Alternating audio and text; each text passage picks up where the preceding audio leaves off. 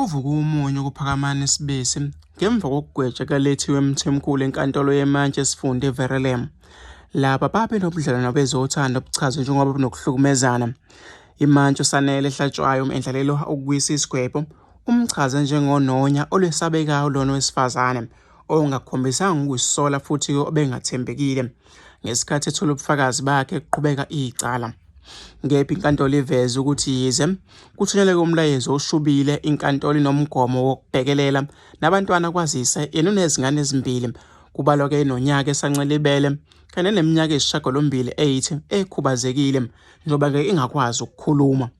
Ummeli kaMthimkhulu ubemnxusela ukuba aboshwele ngaphandle noma ke ahlale ngaphandle ngaphakathi ingxenye ke yesigwebo kepha ke imantshi yamgweba ke iminyaka 10 ebhadle ejele.